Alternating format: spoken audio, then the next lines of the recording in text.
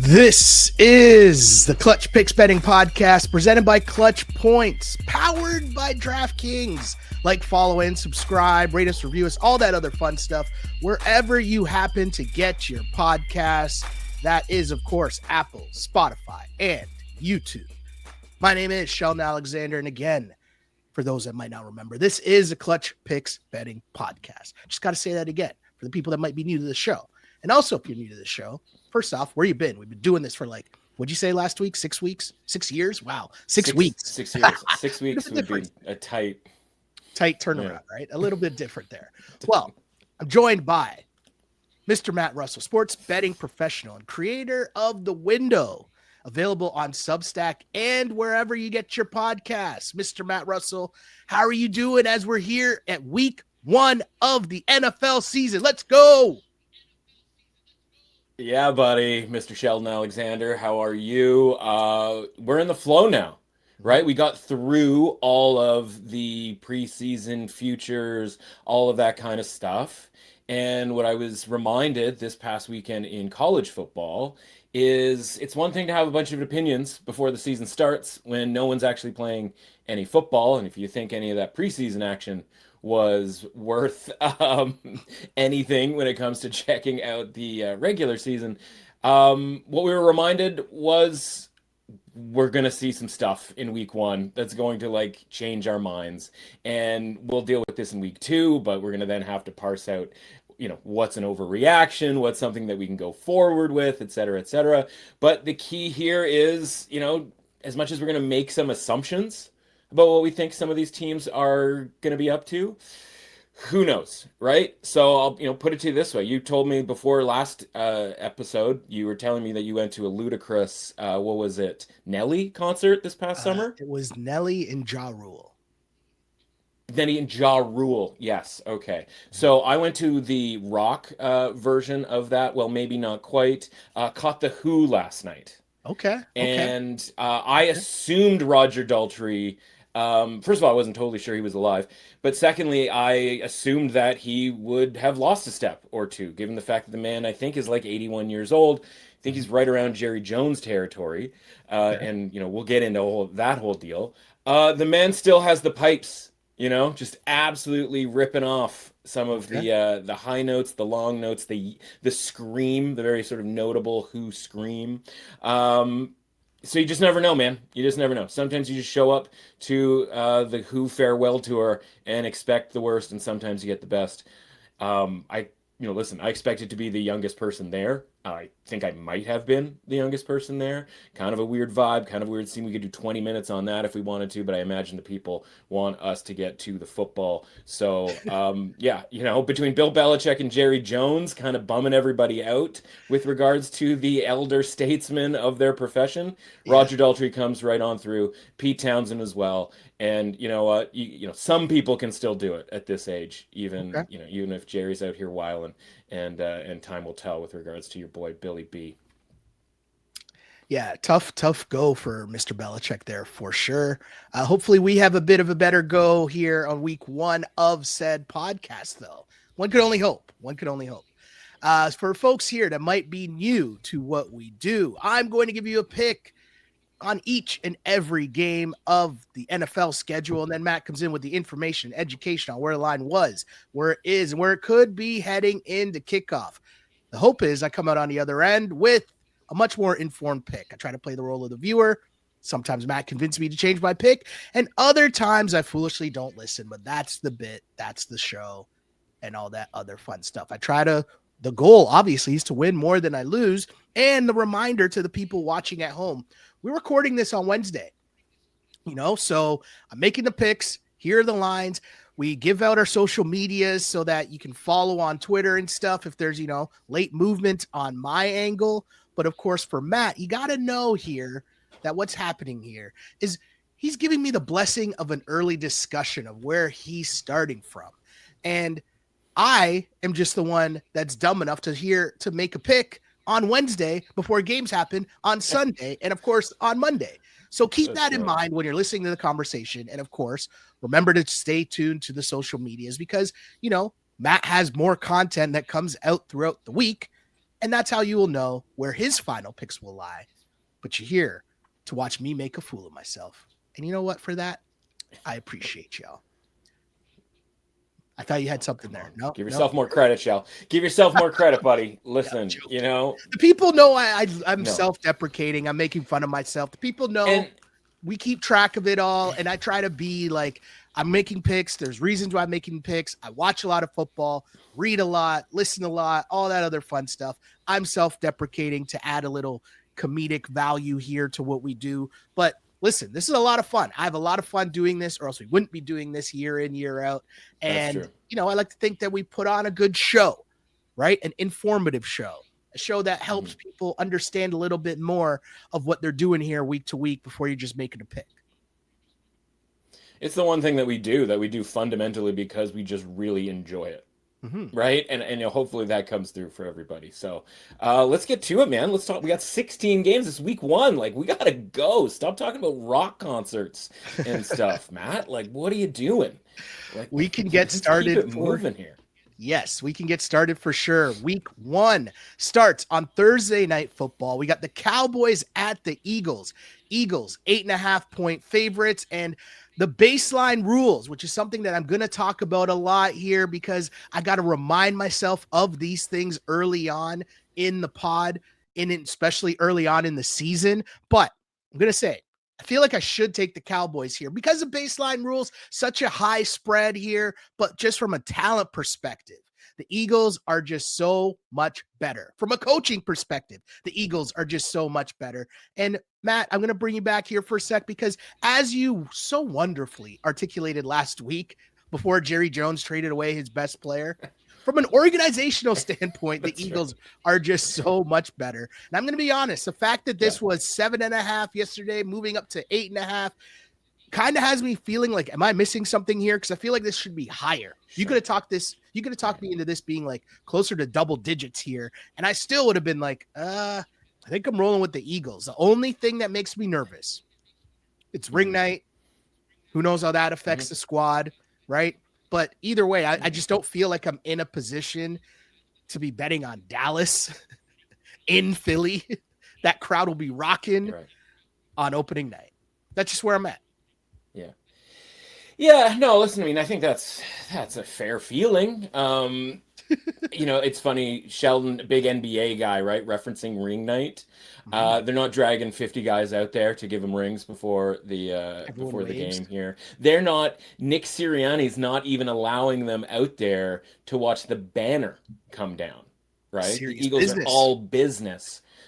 All business for this one. Maybe Dom's going to come out and get his ring and unveil the banner. That's for everybody at home. That's the first Dom reference of the podcast this year. So the over under on that one is about 67.5, I think. Okay, so let's talk turkey here, and this is the case for all of these because these lines have been up for months. Yeah, right. It's the only time really all season where we're going to have market analysis that isn't just 4 or 5 days. It's 6 months. And so this line opened 6.5, sort of in between 6.5 and 7, or essentially below 7, and it largely stayed that way for the entire summer. And again, you have all summer to bet on this if you have an opinion. But what happens last week? The Micah Parsons trade. And so the sentiment, ironically or sort of appropriately, a day after we recorded the podcast and we made reference to the mismatch from a front office perspective on a macro level for the division odds and so on and so forth, is Jerry Jones goes and trades Micah Parsons. Everybody's like, I can't believe he did that. What an idiot. This is the Luka Doncic thing all over again. So on and so forth. So the line for this game, not just for this game, the line for, and we'll get to Detroit Green Bay, that moves a little bit. Green Bay becomes the favorite in the NFC East. Jordan Love's MVP odds come down because they are more deemed to be more likely to have a good season, et cetera, et cetera, et cetera. And so this line goes up through 6.5, through 7, as you mentioned, 7.5 earlier in the week, and now we're looking at 8.5, and now we're getting into that territory, and we're going to get all the stuff out here, all the season tropes and betting habit type talk. This is going to hit 9 because this is prime teaser territory and has been in prime teaser territory since it reopened at 7.5. My question here for this game is, let's say everything had gone swimmingly when it came to the Micah Parsons hold in the contract, etc., and that he had been signed last week. And we had gotten to a point this week where, again, spoiler alert, when it comes to the Packers, we're going to talk about Micah Parsons not even playing in this week 1 game because he's got like a dislocated back situation. I don't know. Last time we saw him, he was lying on, sleeping on a trainer's table. It looked like he was pretty Max Breezy, super chill. But now, I shouldn't say all of a sudden, but like now he's got this injury that could keep him out in week 1.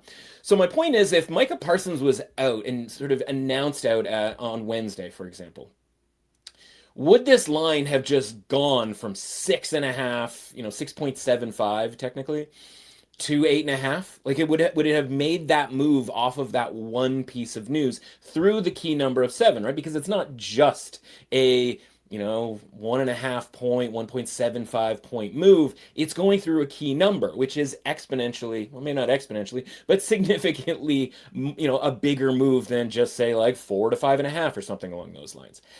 I'm going to say it wouldn't. I don't think Parsons moves that needle across that key number. And so essentially this is still Jerry Jones trade, like people just being bummed out about the Cowboys and what he did. And that, while is fair from a long-term perspective, and they're probably less likely to win the division and so on and so forth if you thought they were even likely to do that in the first place or had a chance. For 1 game, now that we've pushed this thing through this number, to me, it's the values on the Cowboys here. I'll put it to you this way, and this will be the first of many, and kind of, as you know, because we've been doing this, as you mentioned, for 6 years, we like to talk about team ratings, right? Because that's how we figure out what these point spreads are. And so might as well start it right here with my favorite question to Sheldon. Where do you have this team rated? What number do you have this team rated at? So start with the Eagles, right? If we talk about like last year, they were right around the high 60s, low 70s by the time they won the Super Bowl. There really isn't any reason to change that number, right? Like nothing. They've lost some depth, so in general, you want to kind of leave a high side, because it's not, just because you won it last year doesn't mean you're automatically going to win it this year. So we're not going to rate them in this super high territory. And by the way, they were a pick'em against the Chiefs last year, so their rating never really got crazy high anyway. But where would you have the Cowboys if, dead nuts average in the NFL is 50 out of 100? What's your number for the Cowboys with Dak Prescott? Because again, a lot of people are thinking about the Cowboys within the context of seeing them on a regular basis at the end of last year, just getting blown out in the first halves. Like, what is your sort of perception of the Cowboys with Dak Prescott and, of course, without Micah Parsons? I mean, the Cowboys at this point got to be in like the 40s or something like that to me. But I mean, at the same time, like, I just think it's a team that there's not much there, if that makes sense. And also, I don't know what to make of their coaching staff. That like was pretty random in terms of the hiring process done by your boy Jerry as well. So not a lot of faith that I'm putting in them there. So like I even stretch to say it in the 40s. Really? Okay. So, as we go through this and you're talking about your pick, right? If I told you that the market has the Cowboys at 44, while the Eagles are at 68, right? Again, kind of tied with the Chiefs, just behind the Ravens and the Bills. That's how we got to this number. Right. Yeah. And so my sort of pushback on that idea is that when the Cowboys have Dak Prescott, they've never been below 50. They've never been considered a below average team. And so the question here is, for this individual matchup, does not having Micah Parsons, again, whether it was trade or whether it was injury. And by the way, I would make the case, not rocket science here, for 1 game, trade is better than injury, because at least they have a piece coming back from the Packers to sort of there's also been a lot of talk that the Cowboys within their locker room, they're kind of not happy to see Micah Parsons go, but they're not necessarily upset over Micah Parsons leaving. And a lot of talk about him in the locker room and not really being like that kind of guy? Like, is there, and I know this is not the betting talk that, that we're used to here, but I'm Yeah, saying like there is the angle of where the Cowboys could be kind of like, hey, screw that guy. Let's go. Let's roll. He wasn't really well, all in anyways. Like, do you know what I mean? You you still know, need the yeah. Jimmies and Joes, as they say, right? But at the end of the day, who knows? It's week one. It's one game. Absolutely. And one thing from the Cowboys Netflix documentary, one of the many sort of little things where you're almost warming up for the season because you're seeing all of this stuff, and obviously it happened 20, 30 years ago. But like even the Emmett Smith holdout that they talk about, that, and I'm old enough to remember that holdout. But like, Troy Aikman was like, Emmett's coming in whenever like he Yeah. wants, like, but we're not worried about that right now. Like he wasn't like, oh yeah, like give Emmett whatever he wants, right? It was more just like, man, I don't even want to talk about this whole deal. And so whether, it goes back further than just this contract negotiation and whatnot, it's like there's an element of relief just being like, all right, this stuff is over. Like these are the guys that we have for week one. This is what we're doing. And so, listen, I actually do expect a pretty big season from Jalen Hurts, but like for this matchup, you kind of rather have a pretty big run stuffer in the middle than you necessarily need a pass rusher, because like Jalen Hurts is really hard to sack because of the offense that the Eagles run. So again, like, are we talking about a pretty significant move? And for what reason, right? Like Micah Parsons had 2 tackles and 0 sacks in each game that they played against the Eagles last year, right? Like they handled him fine. So if he was playing and this line was under 7, maybe there's some value on the Eagles if it were kind of the other way around. In this case, we're talking about Dak Prescott needing to keep a game within a touchdown, which, I think he can do as long as the Cowboys keep him upright, and with the Eagles losing some depth in the, defensive front seven and certainly their defensive line, it's not going to be that like full scale like just rotation of dudes pass rushing the way that we saw in the Super Bowl. Maybe that comes by the end of the season because of the guys that they sort of develop going up. And then the other element is they still have some pretty big question marks on the back end at that sort of extra safety position, where they have Sidney Brown, who like played like 80 snaps all season or something like that, at safety. And like right now, he's the starting safety. They tried to address it with Andrew Makuba, their second round pick out of Texas. He's got a hamstring. Who knows if he's going to be able to play? And so there's going to be some vulnerabilities for Dak Prescott to take advantage of. And I think the Cowboys hang in this game. Yeah, this is a very interesting one, and bouncing back and forth. And I'll be honest, it was looking at this is it's just the Cowboys. I'm just in a spot here where I'm hesitating on the Cowboys early, but you're right. The point here of Dak Prescott being able to put points on the board never really been a problem for the Dallas Cowboys. Whereas on the flip side, you have seen moments where the Eagles offense tends to sputter a little at times, right? It's not like Jalen Hurts is coming out guns blazing and gunning it down the field and blowing them out that way. You know what I mean? It's going to be sort of a slow burn, if that makes sense, right? Yeah. Well, and ring night, banner night, whatever you want to say, right? Like, there's also just a lack of urgency compared to the last time the Eagles were on the football field, Totally. running through the playoffs, right? And Totally. like, the Cowboys should have that urgency to, play their best football right away, whether it's to sort of, F you to Micah Parsons or Jerry Mhm. Jones or Skip Bayless. I don't know who they're supposed to be FUing, but like, like you're going to get the best effort. Obviously, Dak hasn't played since that fateful day in Atlanta, where he got knocked out for the season. There's just going to be more interest here in the Cowboys playing like a really, really strong game versus the Eagles, who, listen, they probably win the game. The market certainly suggests that with a money line over minus 400. But again, Dak Prescott, you could be down 2 touchdowns here, right? And Prescott with Lamb and Pickens, probably in a softer Eagles defense, there's the back door is wide open in this game if that's even necessary. Yeah, huge backdoor cover territory there for sure. But I'm holding strong with the defending champs as we move on to Okay. who they'll be facing in Brazil. But first, NFL fans, week one is your shot to play free and stack $1 million cash bag with DraftKings Pick Six, an official partner of the NFL. Here's how. Download the DraftKings Pick Six app, DraftKings' easiest way to play fantasy. Enter for free and pick more or less on 6 player stats for week 1. Share your link with friends to add more cash to the bag and get bonus shots to win. Hit all 6 picks and you'll be splitting a bag that's already at $1 million or more. Download the DraftKings Pick 6 app, use code CLUTCH, opt in for free, and start stacking entries for NFL Week 1. Zero cost, huge upside. In partnership with DraftKings Pick 6. The crown is yours. Gambling problem? Call 1-800-GAMBLER. Help is available for problem gambling. Call 888-789-7777 or visit ccpg.org in Connecticut. Must be 18 plus. Age and eligibility restrictions vary by jurisdiction.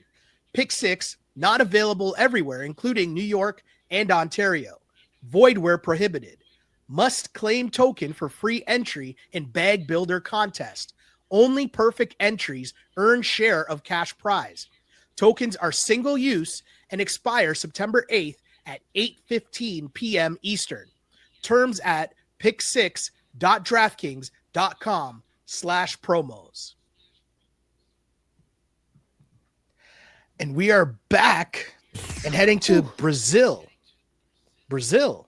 Yeah, let's go. Are you ready to go to Brazil? Kind of fired up. Rio? Right? Is that where it is? I don't even know what specific. Sao Paulo? I think it is Sao Paulo. I'm in. Let's go. I think it is.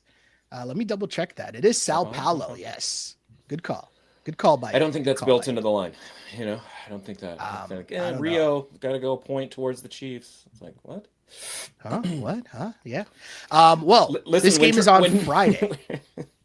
NFL Friday. Yeah, and when Travis Kelce finds out he has to go to Brazil and that he's not actually retired, like, this guy is going to be rattled. Lots going on here. Lots going on.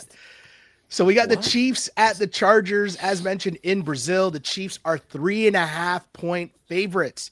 This one was super tough. I can't lie again. 2 tough games for me, making me nervous, which lets me know that, yes, the NFL season is here. Back in all my feels, right?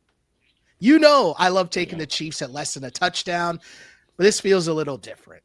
They're on the road versus a team that plays them fairly tough. You know, they give them a go, we'll say, here and there. The Chargers much more improved last year, made the playoffs. It didn't go well, but hey, they were there. Now they host the Chiefs team. And let's be honest. We know the Chiefs lost in the Super Bowl, right? And it didn't really look good in said Super Bowl, right? But their season last year was one of the most ridiculous things I've ever seen.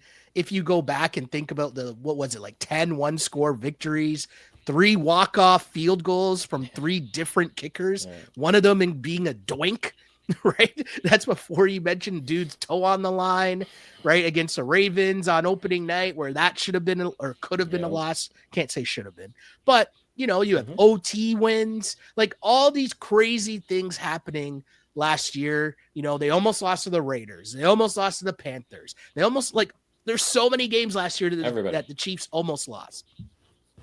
And now I'm supposed to lay 3.5 points with them in Brazil in week 1. That's just tough for me to do.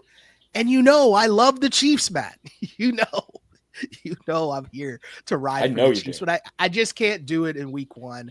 I can't do it here. I'm going to take the Chargers plus 3.5 here. I know the Chargers aren't at full strength here. I know they're a little banged up here on the line, but still 3.5 points. I'm going to take that. That's what I'm looking here in week 1. Where are we finding this 3.5 business? Because this has been stuck on 3 for pretty much a long time here. And I'm looking at, I thought we were doing a DraftKings thing, and we're at -3, -115 for the Chiefs. So, and that's where, what do you got? Where are we on this -3.5? Did it blink on -3.5? No, this is where, because this is a big deal. This is a very big deal. Of course, it's a massive deal. There is a 3.5 here that when I log on to, when I'm logged on here, to say what sportsbook that is. Let's just say another sports book. But yes, we're bouncing between 3 and 3.5 here. But yes, 3 on DraftKings. Yes, we can go with that. Yeah, it's pretty widely, 3 minus 115. Listen, we know what the Chiefs are about here, right? Like this game's probably just going to land right on 3, which will just give us 3 hours of entertainment so that everybody pushes on that Mhm. 3 number because, like you said, it's the Chiefs, one score game, yada, yada, yada, right? I hate to start the season with kind of just, fundamental approach, but anything 3 or less, unless there's a pretty glaring reason not to take the Chiefs, i.e., the Eagles are really, really good and it's the Super Bowl, the Chargers don't qualify in that department. So I'm just, I'm going to start where you usually start here with Yeah. Chiefs minus 3, and sort of see what happens. I can, the reason I asked about the 3.5 is because I do sort of project that, listen, if this is going to come off of 3, it's going to go in the Chiefs' favor. You mentioned that the Chargers, banged up offensive line. It's like, that might not be doing it sort of enough justice here, where you're Yeah. actually losing your arguably best player, Yeah. right, at left tackle, and now you're moving guys around. Now the strength of the Chargers' offensive line was supposed to be or the strength of the Chargers was supposed to be the offensive line, because you got Joe Alt on the right hand side, and now he has to go over to the left hand side to replace Rashawn Slater.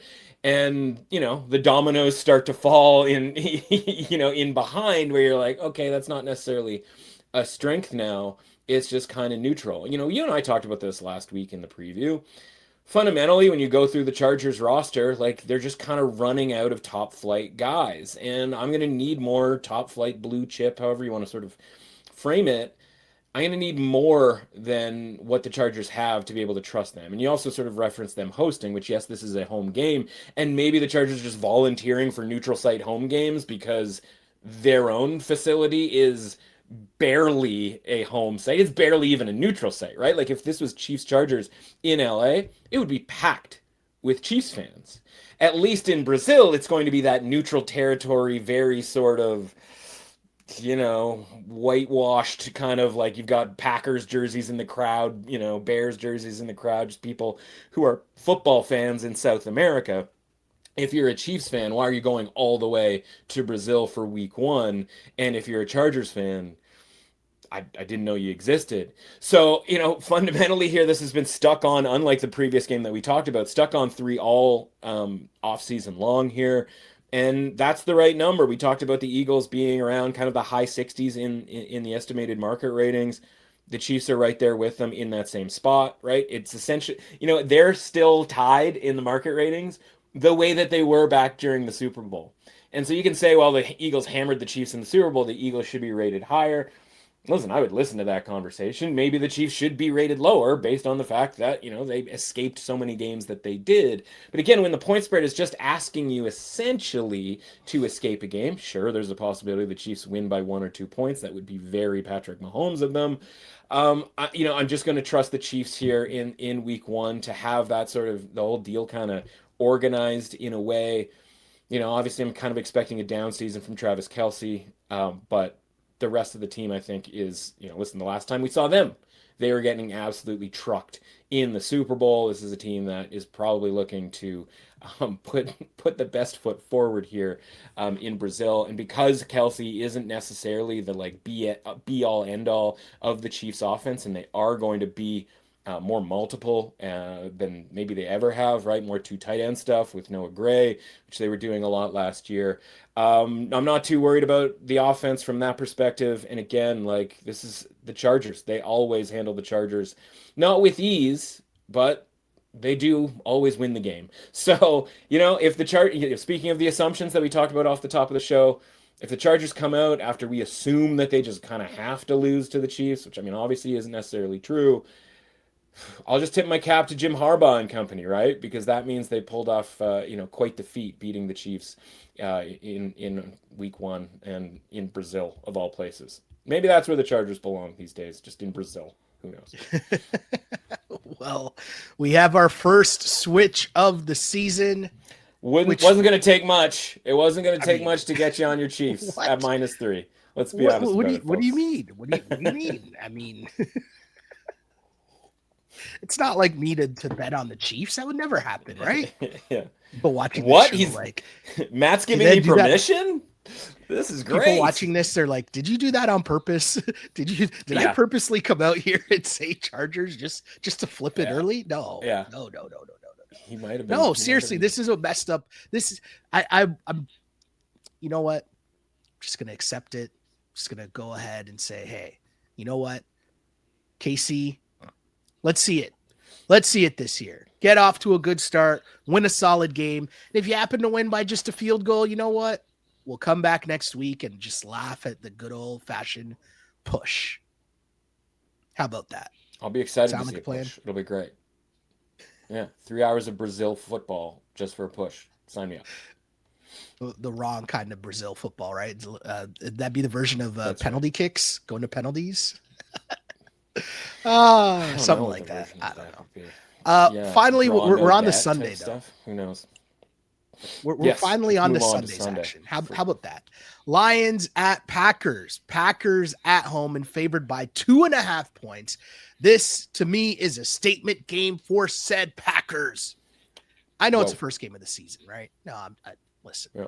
First game of the season. But if I'm the Green Bay Packers, I'm looking to be contenders in the actual entire league of the NFL, not just in a division. What better way to start off the season than by trying to lay the smacketh down against a team that won your division last year? Packers at home should be able to take care of business. I just think the Packers are really good this season, and they will start to show us how good they are by beating the Detroit Lions at home in week 1. For that reason, and because it's less than a field goal, I'm on the Packers minus 2.5. What say you, my friend? Well, okay, so then we get back to the second part of the Micah Parsons trade, right? And so with all of the things that changed after that trade was announced, because I was in Las Vegas signing up for all the circuit contest, Westgate contest stuff, and I'm with one of my. He's just turned to me. He's like, Micah Parsons got traded. I'm like, they did it. And he's like, to the Packers. And there was some murmurings that the Packers like had the package like ready to go, right? Like they were like sitting there with the money. Like Parsons became up for sale. And so all of these things changed, right? The Lions Packers game comes off the board. It was -1.5, open -1 earlier in the offseason. So -1 to -1.5 isn't necessarily a massive move, but it does indicate where people were sort of leaning, right? Where like if you open something at -1 and it moves to -1 on the other side, it's not a drastic move from like a result perspective, but like it's an indicator what bettors are thinking. And so even just that half move was like, okay, people are starting to like, vibe pretty hard on the Packers this season. So moving from -1.5 to -2.5 isn't the craziest thing ever. But again, if Parsons does not play, you not only don't have Parsons to justify that move from -1.5 to -2.5, right? Because like, well, if you don't have them, like, why did it move? So we could see this go back to 1.5 if he is ruled out for this game. But the other element is you don't have the player that you traded away either. Right. So it's like, again, the reverse of what we talked about with regards to the Cowboys, where it's like, yeah, having Parsons, but having him injured is one thing, but having a replacement player for him is another. Now you're down essentially two guys if you're the Packers. And so you mentioned like you're high on the Packers. Like we talked about this last week with regards to their NFC North odds and liking them to win the division. Of course, they become the favorite when they trade for Micah Parsons. But when you're expecting a big season out of this Packers team, we're going to need it, or we're going to need that to be sort of shown here because the Packers rating was about 58 based off of their regular season win total, which was sitting around 9.5, right?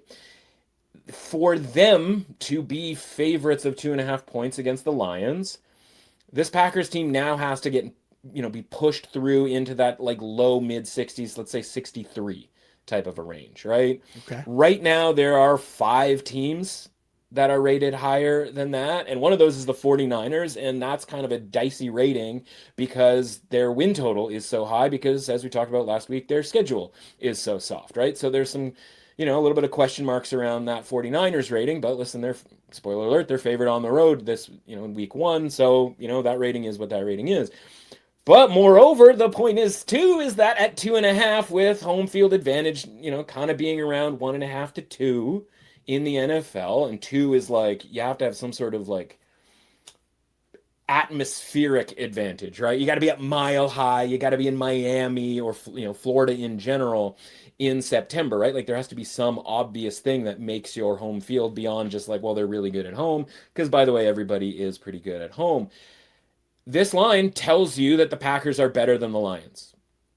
We might think that's going to be the case. We might have made some bets on the premise that we think that might be the case. But we also might have made those bets because the Packers were plus 260 to win their division, right? Like we weren't making those bets on an even playing field. Mm-hmm. We were making those bets because of the odds that we were getting, the prices that we were getting, and the valuations that we were getting.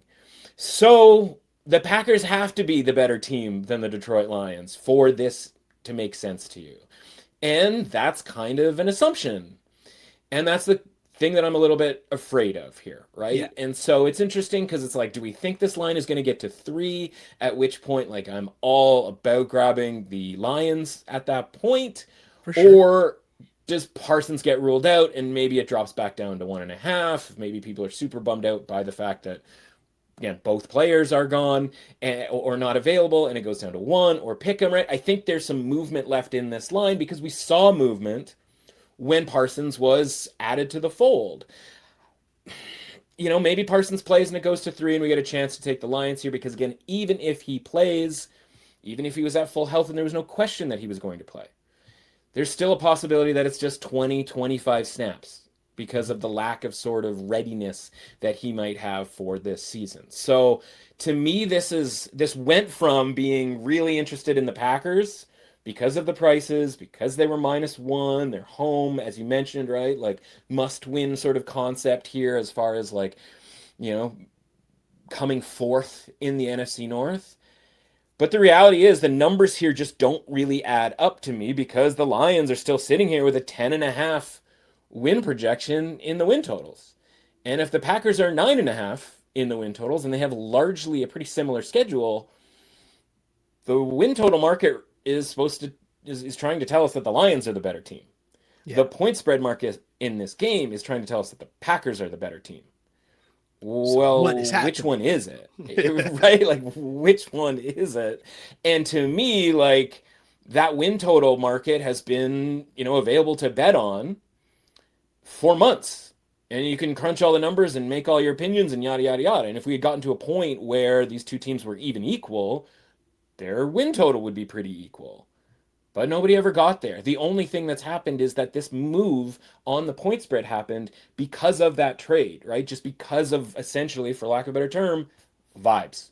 The vibes went up for the Packers. The line moved here, but it didn't really get altered in the regular season win total markets in a way that would be reflective of this line. Also, too, isn't it very odd for a defensive player to even just move a line, period?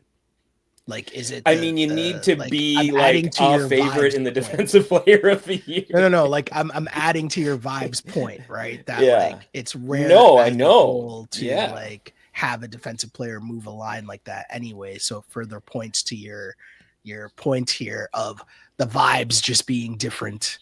And that's what people are rocking with here. People, and when I say people, I mean myself. But you know what I'm Sure. saying? I'm saying like, Yeah. at the end of the day, the Detroit Lions at plus 2.5.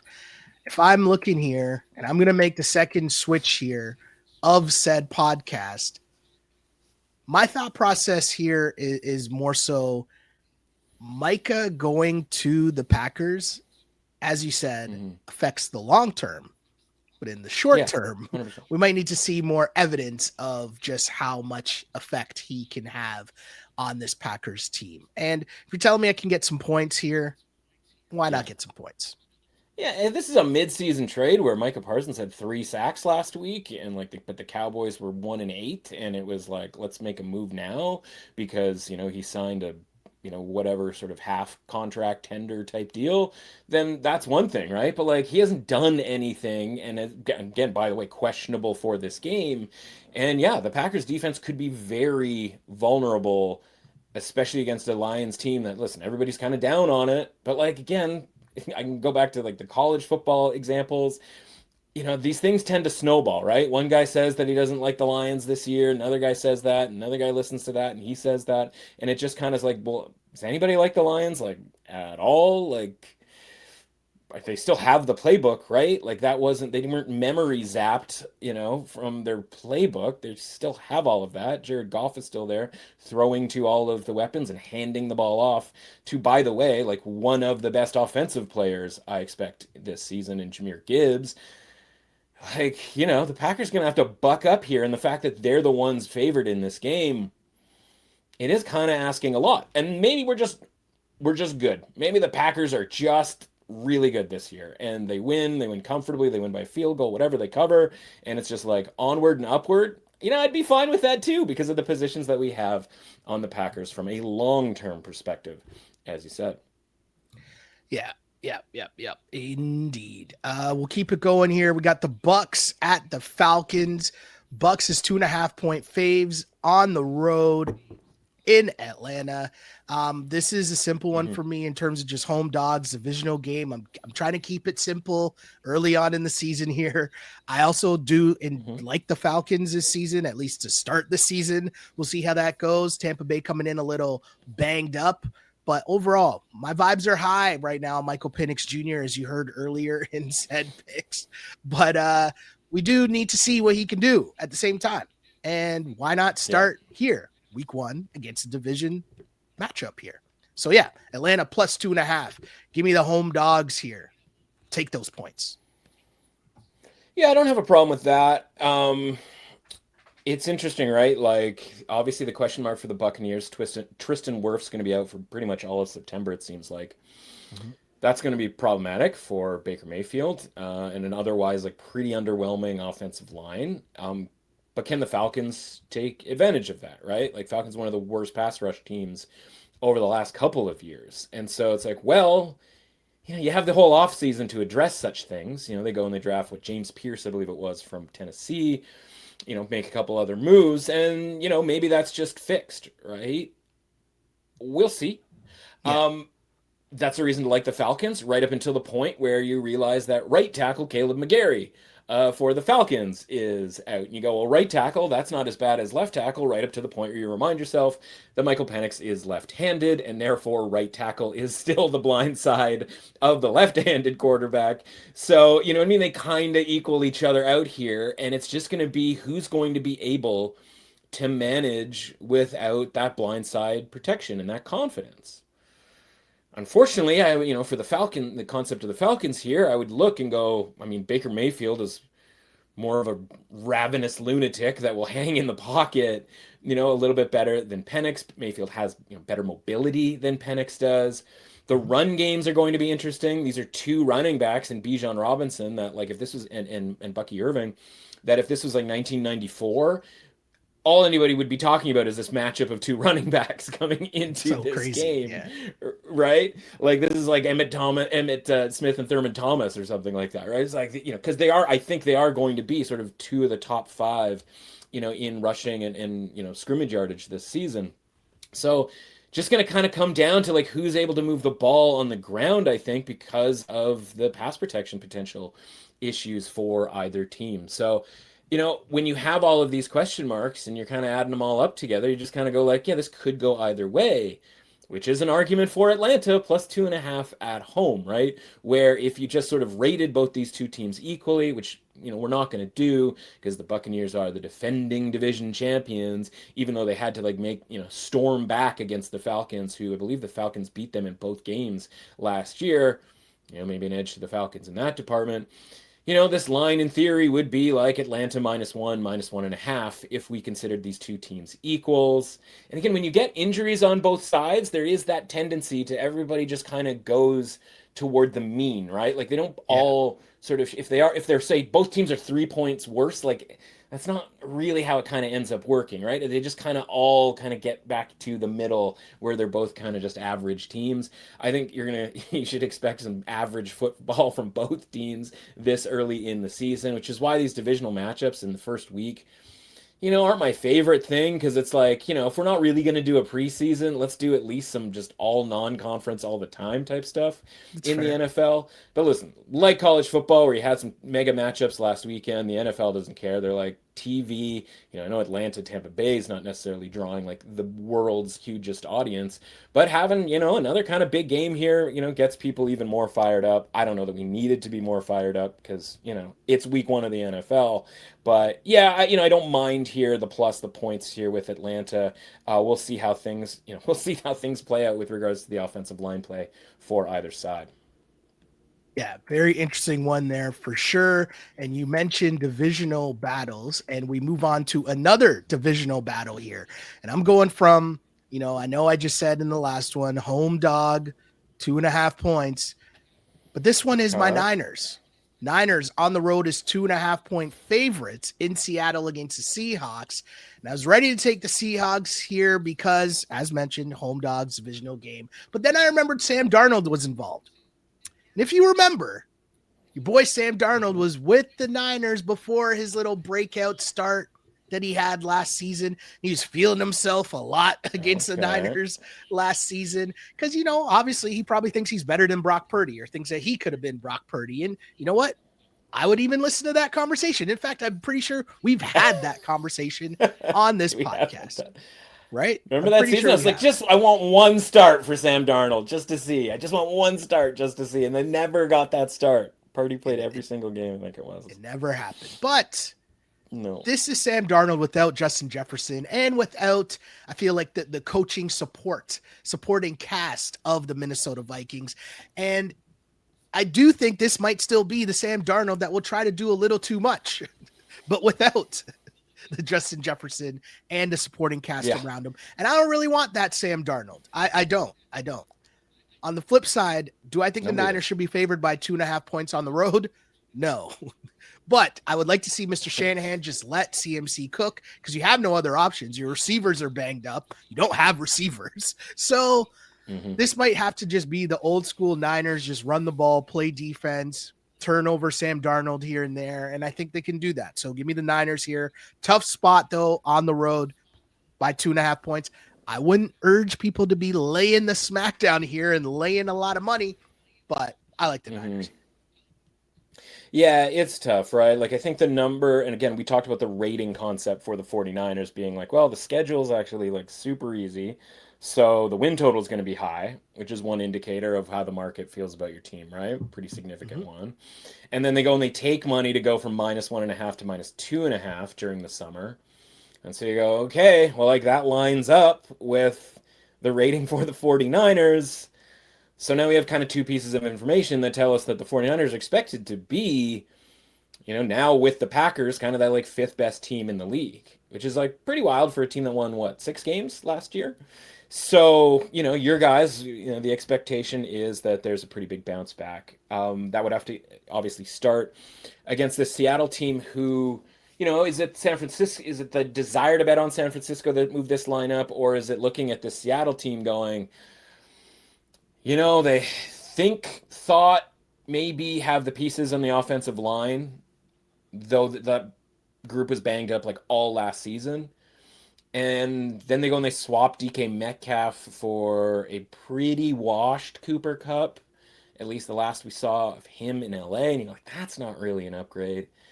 Like they couldn't run the ball last year. They go, again, Ryan Grubb goes from Seattle, excuse me, to Alabama, and they hire Clint Kubiak, and you go, okay, is the offensive line going to turn into that like Broncos old school style of like zone blocking scheme? And Kenneth Walker's all of a sudden going to get all kinds of room, and Zach Charbonnet as well, and now they're going to be able to run the football. Like all of these things are kind of like the fingers crossed attitude with regards to the Seattle Seahawks.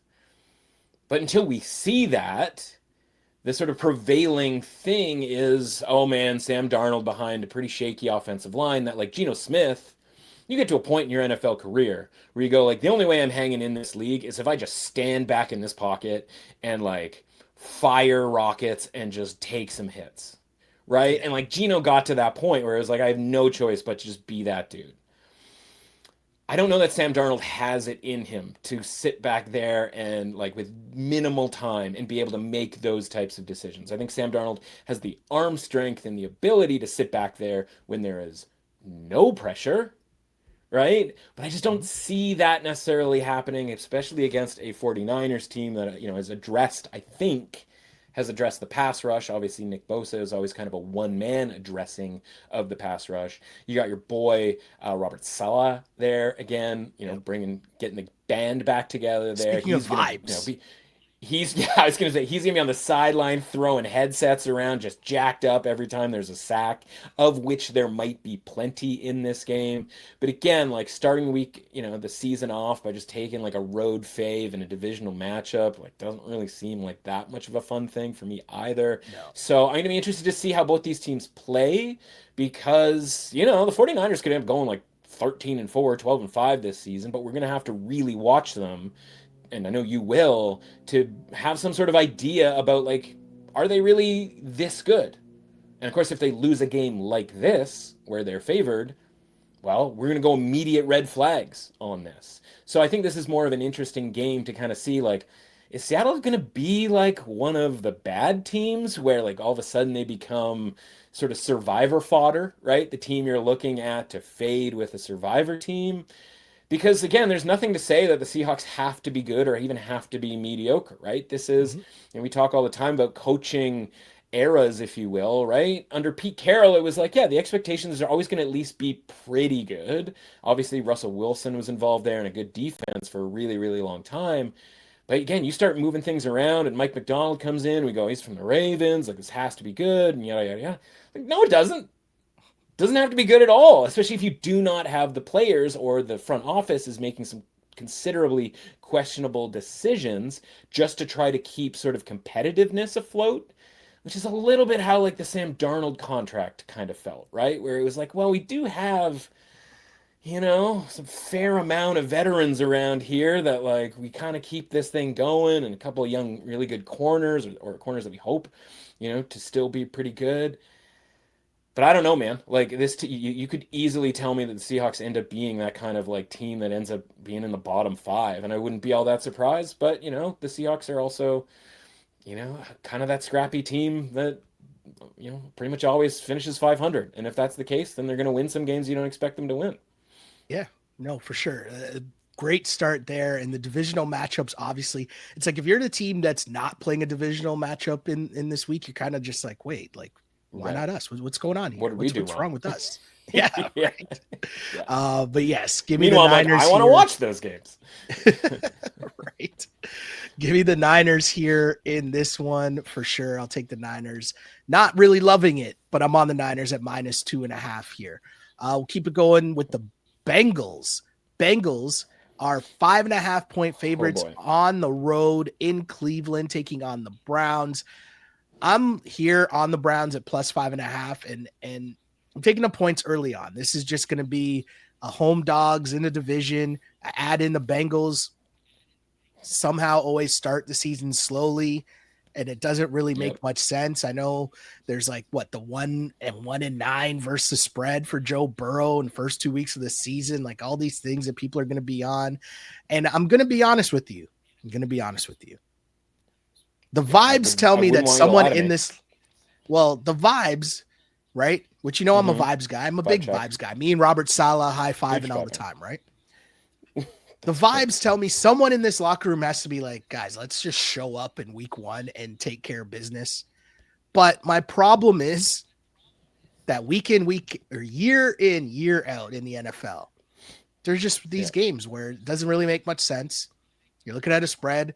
Why is this team in it? Joe Flacco's music is lurking in the background, as it seems to Yeah. be in these weird games. And you know what? I'm going to take the points here in the Cleveland Browns. I don't really like it. Doesn't really make much sense. But sometimes when all the numbers and all my quote unquote rules are all on the same side, I can't just Mm-hmm. go against them all in week one, or else what are we doing here? What's the infrastructure Right. here? Yeah. So Clean it I'm up, on the guys. Browns +5.5 here. Again, don't really like it, but all the information that I like Yeah. tells me I should be on the Browns. Yeah, I mean, part of it is just kind of the buy low, sell high, and it's weird to say that you'd be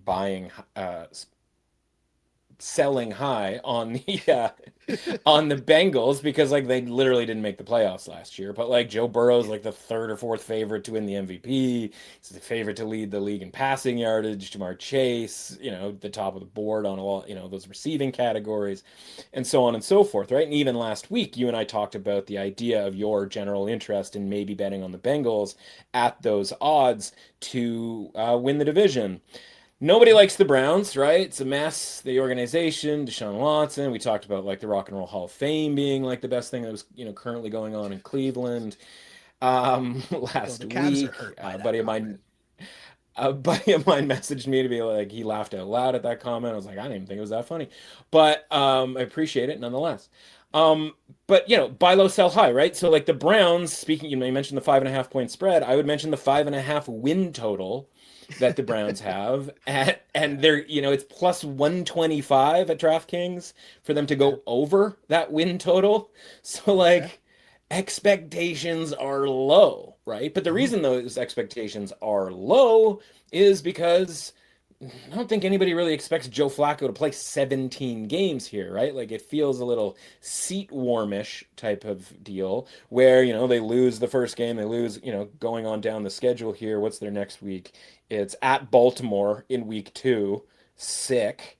And then hosting Green Bay in week 3, sick. And Yeah. then what's happening in week 4? Oh, at Detroit in week 4. Good start. Good start. Minnesota in week 5. I mean, listen, at this point, everybody sort of feels good about their team. So, like, you can say some of these teams and be like, oh, look out. Like, maybe Minnesota's just not that good this year. Who knows? But the point is, I mean, even just those first 4 games, you're not putting Dylan Gabriel out there to the Wolves for those guys. As much as, pretend retired Travis Kelce wants Shedeur Sanders in there, you're not putting him to the Wolves there. You already shipped Kenny Pickett out, who might have been the best quarterback out of the 4, or at least the best one sort of 2 years from now, if you will. So you're putting Flacco out there to just kind of not lose games, but just give you the best chance to win against some pretty good teams. And this is actually kind of the easiest matchup in that you're home against a Bengals team who's almost never ready for the first game of the season. And like that feels like it's an infrastructure type thing, right? That feels like a coaching problem because, we lost in Survivor last year in week 1 when the Bengals lost to the Patriots. And that was a game where the next week, 10 weeks later, a full year later, I would still make that bet again. That the Bengals at home would beat Jacoby Brissett and the Yeah. New England Patriots. Like We're talking that's just how win. We're bad not that talking was. about spread. That a yes, that a year later, it's like I still would do it. Like I watched the game, I watched them lose, and I would still make that pick, right? Like it's not like one of these where you're like, oh man, like hindsight, who knew that team was going to be good, or that team was going to be bad, or there was an injury or something like that. It's like no, everybody was fine. So by the way, Cincinnati's not really had a ton of success against the Browns in a vacuum in and of itself. And so you have this like perfect combination of Cincinnati being bad in the first week, not fully ready to go.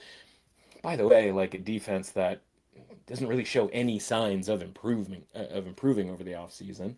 And this Browns team that Myles Garrett's largely been torturing Joe Burrow, and a Browns team that's rated, and this is the most important part because price is always the most important part. Their rate is a 31 out of 100. And it's like, yeah, it might finish that way because they might play really well in these first 4 games, and they might lose them all. Yeah. And then they might turn to one of the rookie quarterbacks or both of the rookie quarterbacks, and they might lose all of those games too. And they might not get over the 5.5 because of the reasons that we just said, certainly the early part of that schedule. But for one game, with Joe Flacco, who's either going to throw 4 interceptions and just get you blown off the planet, or because he's just slinging it around, he's going to find Jerry Jeudy, he's going to find David Njoku, he's going to be able to do this, that, or whatever. And all of a sudden, you're like, oh my God, Joe Flacco's just blackout, and he's just finding, all of the receivers.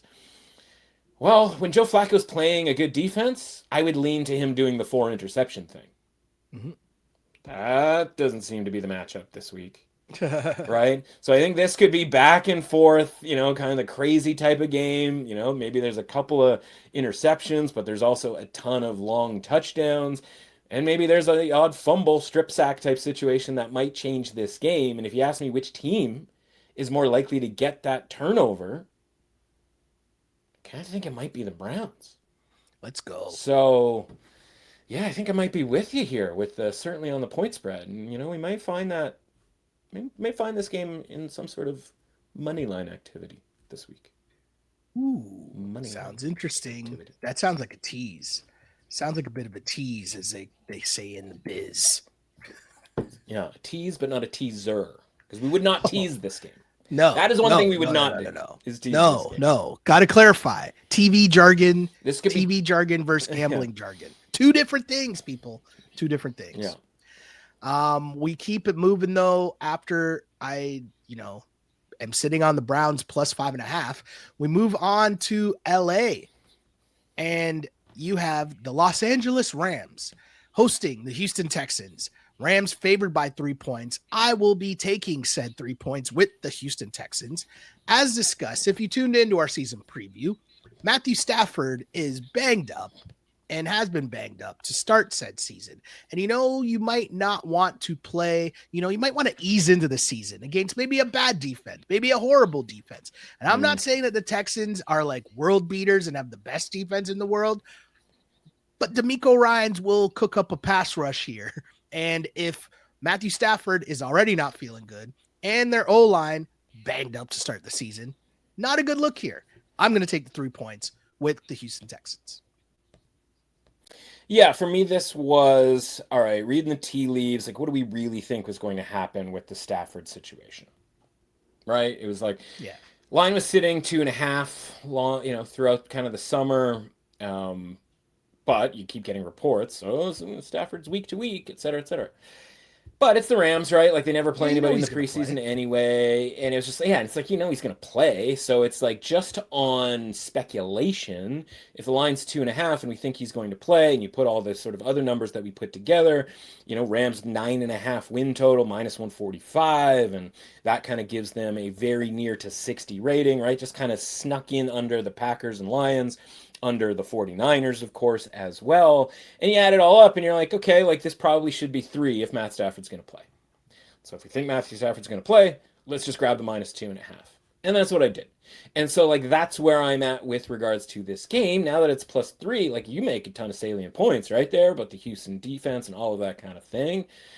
So it's hard to argue, because I'm sitting here at minus 2.5. Like, am I dying to bet them minus 3? Like, nah, not really. So, have at it, for you. I know what ticket I have, in the account. And, listen, there's sort of a spicier, deeper take, if you will, that like maybe the Rams defensive line in front 7, which like I think they had 4 guys combining for like 40 sacks or something like that last year. Maybe they take advantage of the Houston offensive line that is in total like rebuild type of mode. Yeah. So like that's kind of where I feel comfortable about having that minus 2.5. But again, minus 3 and minus 2.5 are considerably different things.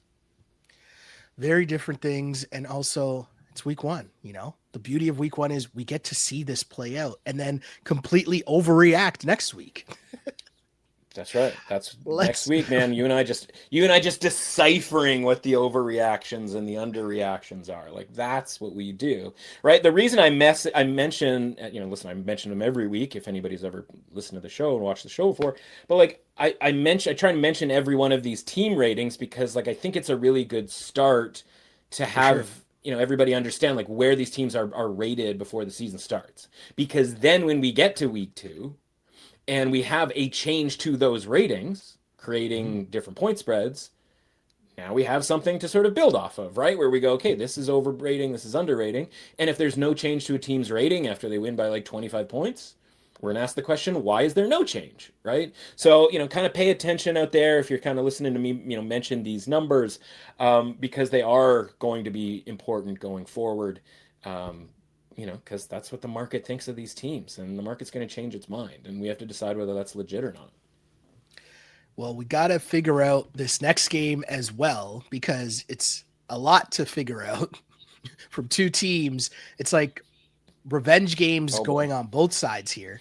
You got Aaron Rodgers and the Steelers as 3-point favorites against his former team, and Justin Fields taking on his former team. Lots going on here. That's the But the point. Steelers at Jets, Steelers favored by 3 points on the road. I'm on the home dog Jets here. I have no idea what's going to happen. Aaron Rodgers versus Justin Fields. Like, who has more of the advantage here? I'm not really sure. Aaron Rodgers, though, like, there's a world in which Aaron Rodgers is trying to like turn back the clock here, and I'm gonna show these guys. But I don't even know what that means at this point of his career. Do you know what I mean? I don't know if that's a good thing. I don't think that's a good I'd thing. love to turn back the clock. I'm in that No. mode. I can't do it. I cannot physically turn back the clock here. And this is what trying I mean. my ass off.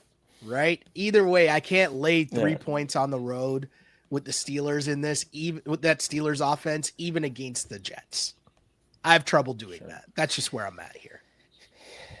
Yeah, and you know, you hear sort of the optimism of the offseason and people just being like, oh, you know, the Jets, like it could be, you know, kind of spicy this season, like the, and it's just like, I don't know, man. Like, have you ever seen the Jets? Like, it's just always a bad scene, right? Like, even at the best case, hey, we got Aaron Rodgers, we're gonna pair him up with this defense, boom, Achilles tendon, and who knows if that was even gonna work, and because they get the chance to do it again the following season. And remember, like, the Jets were a co-favorite to win the AFC East last year with the Buffalo Bills and the Miami Dolphins, which in and of itself is sort of a wild In fairness, scene, given though, if you listen to this pod, we were not on that train at all. We were not selling down with that. for, No, but a summer's worth of wagering from society was like, yeah, Jets do have just as much of a chance to win the division as the Bills. So, like, that's Jets optimism right there.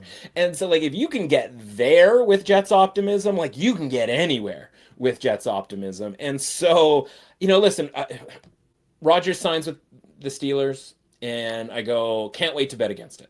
Like, delighted that he's back in the league because I'm dying to bet against him. I don't know that, like, summertime, like, warm weather place that he just played at.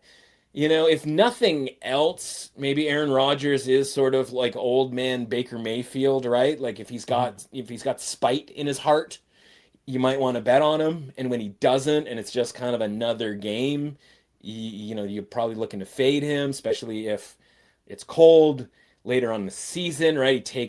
He's going to get some sort of injured in this game, right? It just might be some sort of like sore shoulder, sore leg, whatever. The man's 1 billion years old. He is as old as I am. So I don't want it next week. I don't want it the week after, and so on and so forth with the Steelers. But against Justin Fields, who even, you know, macro level, third team, the previous two teams dying to make him their like franchise guy, like really hoping this works out. Yeah. Doesn't work. And like, you've just watched Justin Fields in practice, you know, like no one's going like, oh, Justin Fields, he's going to run the like sweep, the quarterback sweep, everybody. Like, nobody saw this coming. It's like, no, everybody saw that coming, man. Yeah. So like, yeah, I just, this game irks me. It's not fun in any way. As much as the Rodgers thing, like, I'd love to fade it. Like, I can't really do it. Yeah, it's a tough one. And it's an ugly game. And, you know, as much as I'm excited for week 1 of the NFL season, this will not be a game that I will be focused on much at all, if we're being honest.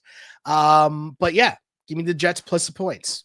Very rare that you're going to hear me be excited to take the Jets plus the points, but here we are. And maybe, hold on, Aaron Glenn, someone we haven't really talked about much at all. And who knows, maybe he brings, we're talking vibes here. Maybe that's the subtitle of this pod. Vibes, week 1 vibes heading into the NFL season. Who knows, but we shall see for sure.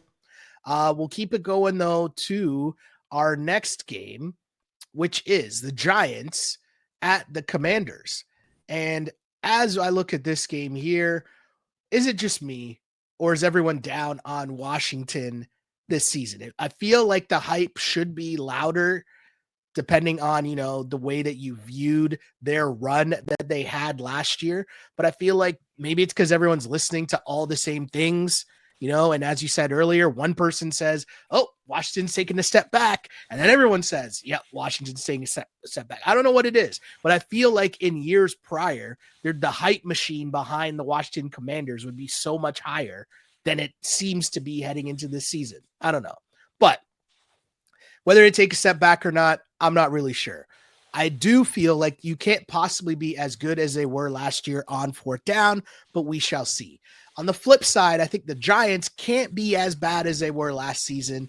I mean, Russell Wilson might try to make that happen, but I feel like if he just finds a way to get Neighbors the ball, they run the ball and are just like solid on offense, just don't try to do too much and let that pass rush wreak havoc. The Giants could be a spicy team here, and at least spicy enough for me in week 1 to say, hey, divisional matchup.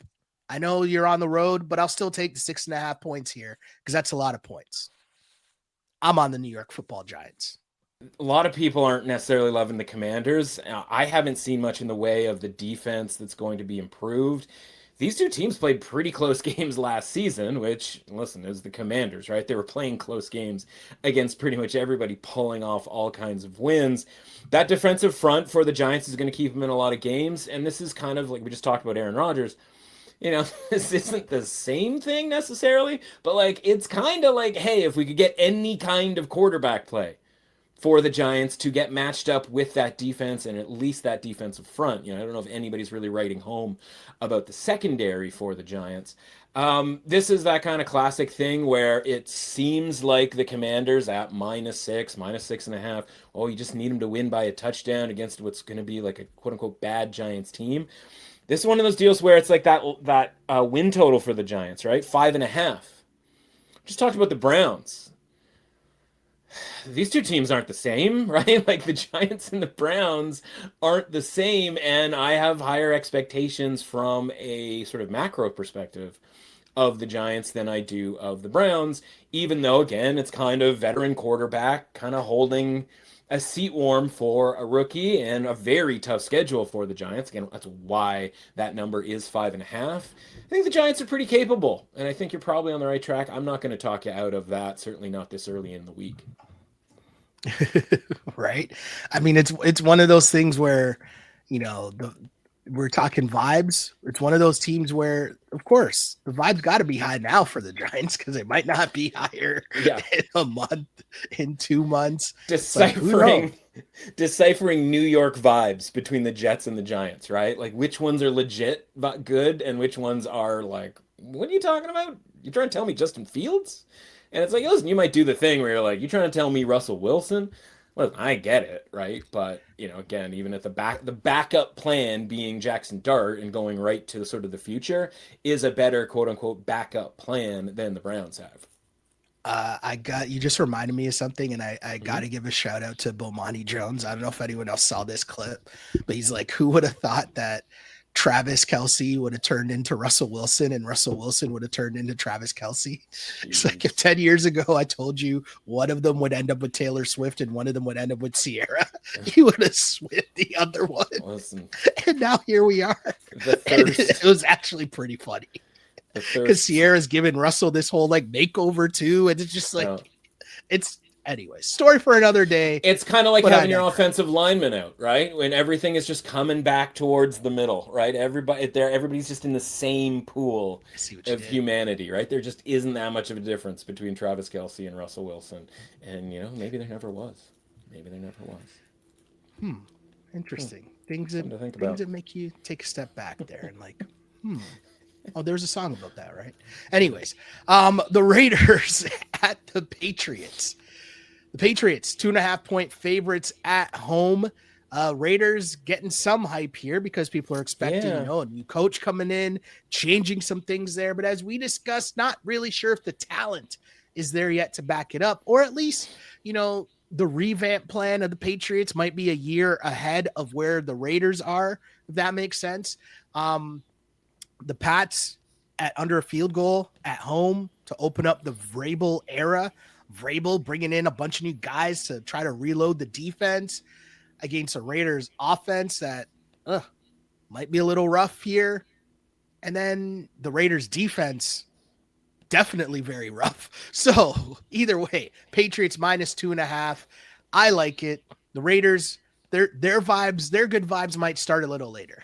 It's not going to start a week. Yeah. Okay. Yeah. I mean, this is speaking of the games, divisional games, non-divisional games. This is the type of game that like I'm interested in, where it's like I'm not ready for divisional action. This is the type of game where it's like, yeah, all right, two like new coach, veteran coach, gonna be improved. At least everybody's expecting them to be improved. I think maybe we're getting a little over our skis with the Patriots, Of and course. maybe we're a little under our skis with the Raiders, because the Raiders defense wasn't actually that bad last year, and they retained defensive coordinator Patrick Graham from that team. So it was like, listen, when you have a new head coach and he looks at things, even if speaking of Roger Daltrey and Bill Belichick and Jerry Jones, even if he is a little bit older, like the fact that he's come in, Pete Carroll, and been like, yeah, you know what, like let's not really touch the defense all that Yeah. much and let Patrick Graham kind of cook here. And so that's kind of in place. Like, listen, they could Mm-hmm. always be better. They could have a little bit more talent, so on and so forth. Um, but the offense is going to be the interesting thing, right? Like, it's going to be like Brock Bowers and Ashton Genty and a very, outside of Geno Smith, a very young offense here. So, like, I don't know that I'm going to talk you out of this. You seem like pretty, into the idea. The 8.5 win total for the Patriots, it's a pretty big Pretty high. leap. It's a pretty big Yeah. leap from last season. And like maybe that ends up being the case, right? But like, you talk about Vrabel being like favorite for coach of the year, so on and so forth. Like we're not really getting any discounts with the Yeah. New England Patriots here. So like could I see the Raiders kind of waltzing in to Foxborough and, kind of like the more veteran team in a weird Yeah. way? And not just because their coach is like 100 years old. Yeah, like I could see that. I would love three, if we could. Of But I don't know course. that we're necessarily going to get that in a flat way. You can pay the juice, of course, for three. So we'll see where that ends up. We still have a few days here for. And listen, as much as these lines have been open for months, people still out here moving lines, betting them like they haven't been available for the last 3 or 4 months.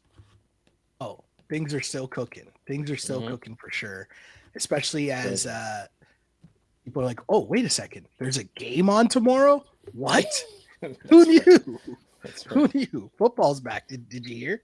Did you hear? Did you hear? That's right. Speaking of who's back, there's a big boy team that a lot of people are talking about this season. And you talked about, are we getting over our skis here with the Patriots? Are we getting over our skis here with the Denver Broncos, who are at home and favored by 8.5 points against the Tennessee Titans? I only really like taking bad or big spreads against very bad teams. And I think the Titans might Hmm. qualify as being a bad team. Plus, the Broncos, very good defense against a rookie quarterback. Again, at home. Hmm. I mean, don't like to lay 8.5 points, but sometimes just here we are. Here we are. I'm laying the 8.5 points with Denver Broncos. Yeah, feels like they win by like 3 touchdowns, or like it is uncomfortably close because like Cam Ward just does one of those week one deals, like Mhm. an RG3 type thing. There's a couple of different Yes. examples over the course of the, NFL modern history where it's just like, uh-oh, like this dude. That being said, super modern history, aka last year, Bo Nix was a rookie, Jaden Yep. Daniels was a rookie, week one didn't go particularly great for either of them. So, if you're leaning to one side or the other on that theory, for a Broncos team we talked about last week, right? We could come back, 18 weeks from now and be like, yeah, of course the Broncos were good. Like, this roster is loaded. Once they got out of the Russell Wilson contract and were able to start moving some money around, grabbing some vets from your 49ers, then all of a sudden, like, this team can really go. That's not going to be all that surprising if that's the case, in Yeah. January. So, beating up on the Titans in Cam Ward's first game, and your guy Vance Joseph out here cooking defensively, maybe jamming Cam Ward up, something that he didn't see in the ACC last year. Yeah, like, I don't know that I'm dying to lay the points here, but if there was one sort of thing I think is, more likely, it's that maybe the Broncos, which are currently kind of lumped in with the Bengals, Commanders, Chargers, Vikings, and kind of tucked in behind the Rams in the market ratings, like maybe they're better than those teams. And if Yeah. they're better than those teams, then they should cover this game. Meanwhile, the Titans are not in that Browns Saints level. They are, again, 5.5 win total, right? They're closer to, Panthers and Jets. They're probably better than the Jets. We'll see. But yeah, at 8.5, like this is kind of the toughest game that Cam Ward could possibly have had, which like might be a Yeah. good thing for your first game. Just get this kind of thing out of the way and then like get back to work next week where you're hosting the Rams. And while that's no party, it's a little bit more palatable than going to, Mile High here for your first NFL game. Yeah, there are tougher places you could play. Like, where would you not want to play your first game? Mile High might be high up on that list. I Totally. did not mean to do that, by the way. But Especially anyways, against this defense. Mile High up on the list. Yeah. didn't mean to do that. We will move on though. I do mean to move on Go. as we go to the Panthers, who are 3.5 point road underdogs in Jacksonville against the Jags. Now, the Panthers showed signs of life at the end of last season. Could they be a scrappy team? Can they continue the scrappy vibes into this season? Can Bryce Young continue to show, hey, you know what? Maybe I can be an NFL quarterback. There's an interesting side here to this one, but really, for me to lay more than a field goal with the Jags, I got to see it first. I Yeah. get teased by the Jags year in and year out, and I'm a sucker for it year in and year out. And here we are again. I just can't lay to 3.5 points with the Jags here. I can't do it. Can't do it. Won't do it. No. Panthers plus 3.5. No, and why would you, right? Like, I don't know that the Jags sort of, we talked about the idea of like an atmospheric home field advantage. Like, oh, they're not used to the heat. Carolina's fine in the heat. Carolina, not the coolest place on earth in the summertime from a temperature perspective. I'm right there with you, man. Like, if you made me pick between the two, I'm certainly not going like, yeah, let me lay some points here with the Jacksonville Jaguars. Maybe it ends up working out. There's a bet to be made on if the Jaguars are very, a lot good or just a lot better than they have been. That the Liam Cohen thing is working. I don't know that it is laying 3.5, whatever, points this week. Obviously, shop around for the best available number. I'm trying to find like what the juice is here on that 3.5, or whether that would be something that I can deal with here. It's really hard to move these things on DraftKings. Carolina, sorry about that. Yeah, so minus 120 on this 3.5. So like, yeah, that's fine, right? You're paying 10 cents off of three. And obviously, that being sort of the most key number in the NFL is totally palatable. So, yes, green light, Carolina plus 3.5. Go for it, even at minus 120. Yeah, I like it. Carolina, the plus 3.5. Anytime over that 3 points, I'm always gonna lean. I'm always gonna lean with it, rock with it there early. I'm actually stalling here because before we started this pod, I said, you know what? There's a pick that I made that I know before I even say it, I'm gonna change my pick. Oh, And okay. we are Yeah, you finally mentioned at it. that game, which is the Dolphins at the Colts. Dolphins Really? are underdogs here. And, Mm-hmm. I'm saying I'm on the Colts. I was Mm-hmm. leaning on the Dolphins because I thought, the disrespect of the Dolphins that you can't even be favored against the Colts in week 1. And the Dolphins are not that. The reason I'm saying this, they're not that many years removed from people trying to talk us into them being like serious contenders. They Yeah. disappointed last year, right? And No. you can't even come in and be favored against Danny Dimes. I don't know how I feel about that. All right. But anyways, I'm taking this game as the Colts minus 1.5 just because they're at home. Because they're at home. I feel like Money Mike is on the clock here. Yeah. We're talking vibes. Mostly Money we've been Mike. talking good vibes. Not a lot of good vibes coming Uh, out of Miami. Money Mike. I love that. I mean, listen, you list it -1.5 because it's -1.5, but it's like -102, -1.5, which means it's really a pick 'em.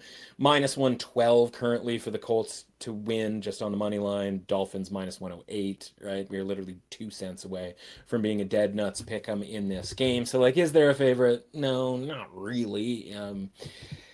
You obviously you love besmirching the good name of Danny Dimes. The irony, of course, is that nickname came from like the one really great game that he had over his tenure with the Giants.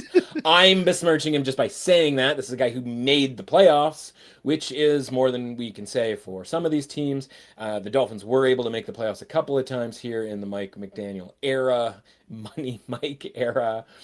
You mentioned that, like, yeah, we were sort of told stuff, right? And it became a very sort of fantasy football flashy type thing where like you're gonna get Tyreek Hill 80-yard touchdowns, and if you're betting against the Dolphins, like that's not gonna be a fun time. But like most of the other times it was pretty fun to bet against the Dolphins. Mm-hmm. And we do the thing, right, where everybody goes, oh, okay, like if everybody, I mentioned it earlier, right? If everybody hates one side, loves one side, it's always kind of this bad thing. Well, I don't know, man. Like I just watched an entire, NFL regular season last year where like the favorites just constantly won and covered. Yeah. And so it's like, if it's possible enough that for 12 to 13 straight weeks that the favorites just win and cover at an alarming rate, then we can just be all right about the 7.5, like under 7.5 win total for the Dolphins this season. Right? Like it's just possible that we are smart enough to look at the offensive line and be like Teron Armstead retired and was delighted to get out of the league so he didn't have to block Jared Verse.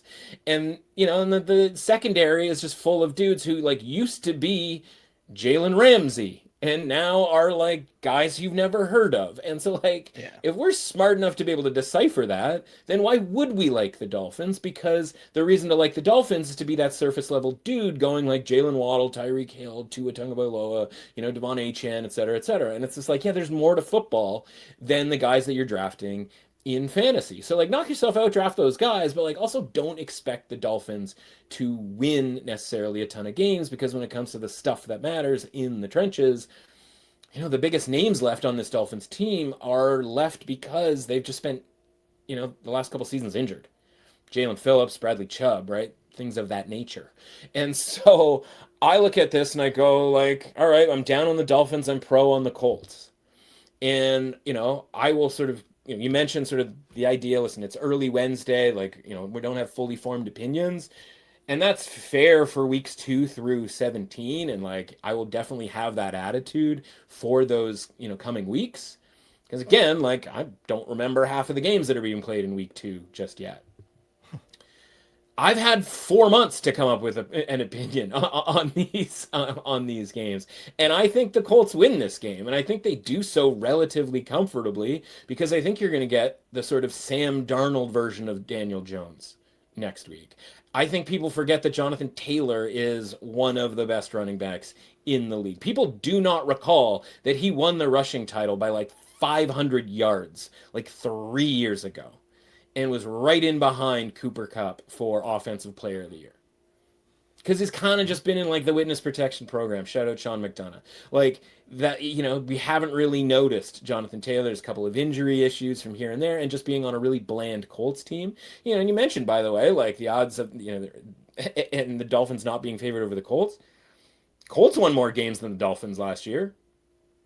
Mm-hmm. That was Joe Flacco and Anthony Richardson, right? Like those Yeah. two guys, specifically in the context of playing for the Colts, are way worse than what I expect from Daniel Jones this season. So yeah, like I'm all about the Colts here, and I don't want you to change your pick. The only thing I want you to do, just in case it isn't as cozy as I think it's going to be, I want you to just make sure that this is money line -112 over at DraftKings. Oh, no, no, no. What I was saying was I had it written down that I was on the Dolphins coming into Oh, this. you And so, have changed yeah. that. I have changed Oh, it. Like I okay. was on the Dolphins coming in, and Gotcha. before we started the pod, I was like, "Oh no, there's some picks that I know already." As I'm sitting down, I'm like, "No, I'm Yeah. changing this already." Like I was Right. on the Dolphins. So it's Okay. like, you should feel disrespected. It's like, well, you can be disrespected and still suck, Yeah. You and really can. those two things are allowed to exist. And They exist. Remember when Money Mike was like, "Oh, he's a protege of Kyle Shanahan, the second coming of Kyle Yeah. Shanahan." Remember that? One trick pony. That was a thing. That was a thing. Let's keep it going here and move to the Cardinals, 6.5-point favorites in New Orleans against the Saints. As mentioned, this one's pretty easy for me. I don't got a lot here. I'm just going to say I hear Spencer Rattler's music and I'm out. It's just that simple for me. It's just that simple for me. I'm on the Cardinals. I'll lay the 6.5 points against Spencer Rattler and see how many touchdowns he can put up on the board. If there's one thing that I think we can predict for next week, it's that you come on this show and go, I can't believe I trusted Kyler Murray to cover 6.5 points on the road against anybody. What happened to against anybody, Shell? That's one of our favorite lines. Against anybody. Spencer Rattler qualifies as less than anybody. Okay? Less than anybody. Oh, you hate that for old Spence. Tough times for Spence. Yeah, it really is. I mean, I think I, sort of tipped my hand on my lean in this game where it's like, again, what we do here, I thought, is we take some of these grimy teams at the absolute bottom of the market when there's reason to not think that maybe they deserve to be like quite at the bottom of the market. And listen, the minute the Saints end up getting injured and people are thrust into roles that they're not expecting, then we can understand that the Saints are a 25 out of 100 in the estimated market rating. Okay. Like, we need some injuries and some show me here to bottom out a team that low. And so, like, am I psyched about Spencer Rattler? No, I'm not psyched about Spencer Rattler. But it's not like he was thrust in because Derek Carr got hurt last week. For sure. Right? There's a preparation element here, and a guy by the name of Alvin Kamara that, like, you can do worse than just kind of chucking Alvin Kamara the ball here and there, right? Chris Olave, right? All of the guys who by week 4 last year, or, probably this year too, are like, well, they don't have this guy, and this guy, and it's like, then they just lose 30-3. It's like, we're not quite there yet with the Saints, but the market is sort of predicting that we might as well be. Like, this is too high for the Cardinals. Again, we can have as much high hopes for the Cardinals as the next guy, but, like, to me, this is about a utter disrespect of the Saints, which might be proven. They might not want anything to do with winning any football games because the sort of concept of potentially coaxing Arch Manning down to New Orleans, like, might be a thing. Based on how Arch played for the first 3 quarters against Ohio State this past weekend, maybe it is no longer a thing, but the players don't care about any of that. And so for week 1, like with the Browns, this is the time to expect professionals to play professionally, especially healthy ones. And, again, the Saints aren't exciting. Spencer Rattler, might be a bad scene. Who knows? Or he might have just had an off season where he not only competed for the starting job, but earned the starting job. And listen, that might make him the 32nd best quarterback in the league, but I don't know that Kyler Murray and the Cardinals should be favored by 6.5 points, even against the 32nd best quarterback in the NFL. So we'll see what happens there. Doesn't sound like you're switching allegiances here. Definitely not switching. No, okay. Like, I will you gladly hate Spencer Rattler. I will gladly come in next week and tip my cap to Spencer Rattler if he is able to be functional. I'm not even saying like be great. I'm saying be functional. If I can see that, more power to you, Spence. Can't wait. Let's go. But some big boy matchups here, or at least another big boy matchup, because I don't really think the Monday Nighter is a big boy matchup. But Sunday Night Football, definitely. Massive. We got the Ravens on the road in Buffalo to take on the Bills. Bills, 1.5 favorites. This to me is a classics Ravens. We look like the best team in the world. No one can stop us. We're going to show up for this regular season primetime matchup game. Sunday night, revenge after a bad loss in the playoffs. We should have won. Lamar should have been MVP last year. All of this stuff. This is a game the Ravens win to me. I don't know why. Doesn't really make much sense, I know. But it's just, this is a game they win. And then in the playoffs, I don't know what happens. It takes them a half to get going, I guess, to realize, oh, yeah, we're in a playoff game. But these games, Sunday night, prime time, I'm on the Ravens. Give me the 1.5. I will gladly take. I love the tone of voice. I love that you kind of changed octaves there, where you got really kind of grimy with it, like into the weeds. Like that was super fun We're for fired everybody up here. involved. I Fired know up. it was like that. Now we're doing football.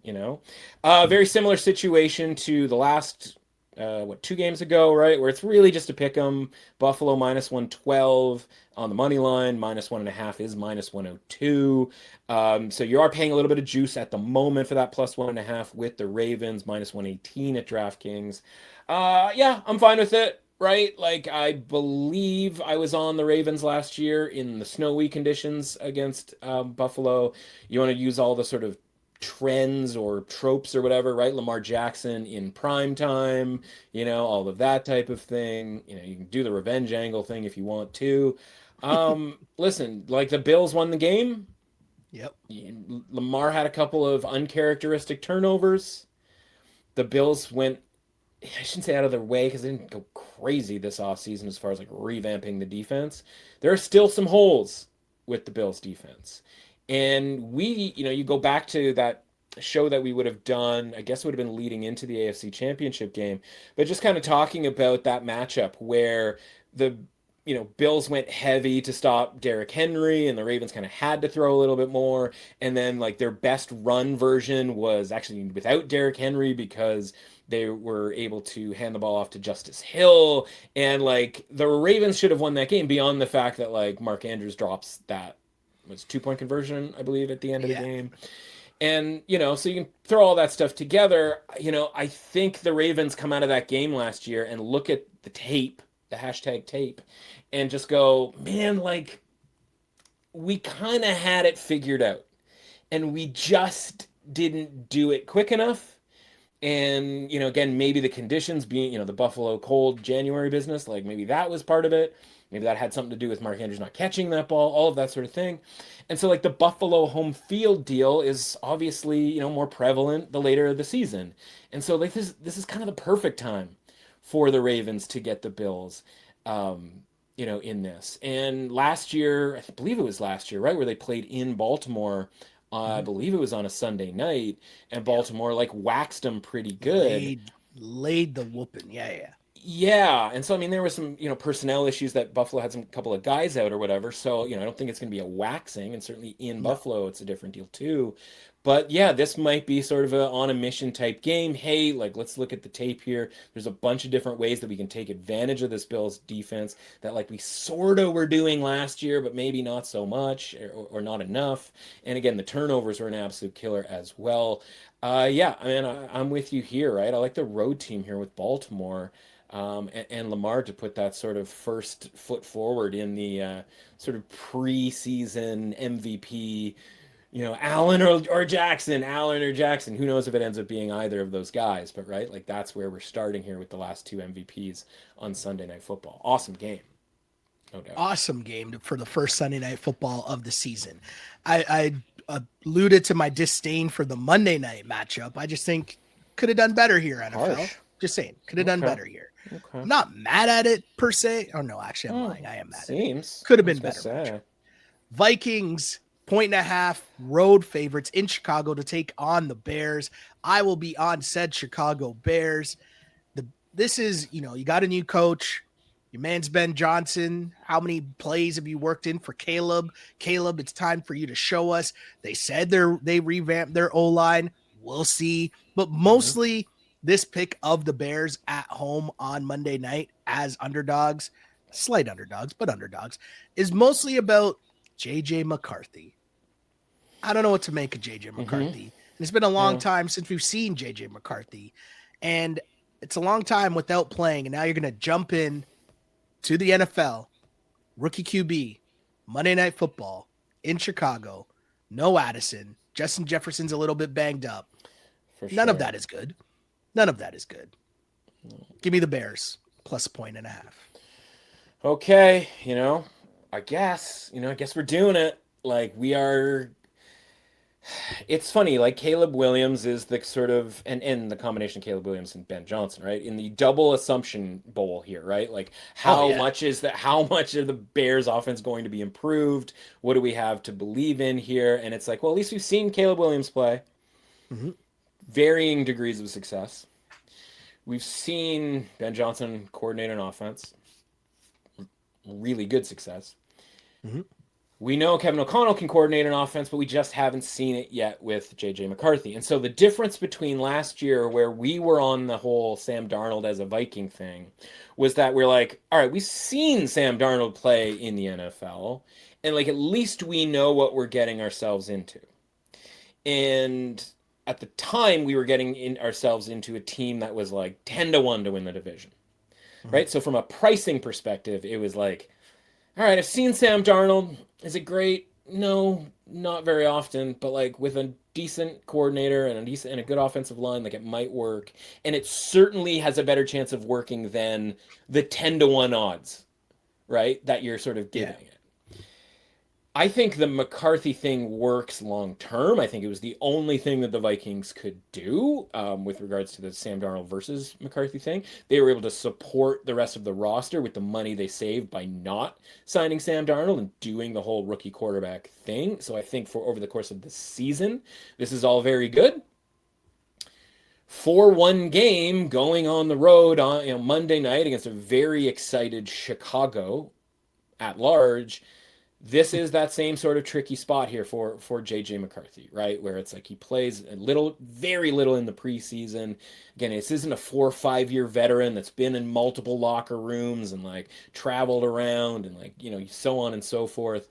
This is probably not like the best spot for JJ McCarthy on national television. He would likely prefer a home game against an easier opponent for that first game. And so when we go to next week where Minnesota's hosting Atlanta in prime time, he's probably going to be exponentially better. And so we have already found ourselves, this is kind of one of the running things that we do on this show is we point out, hey, this might be a 2-for-1 type game.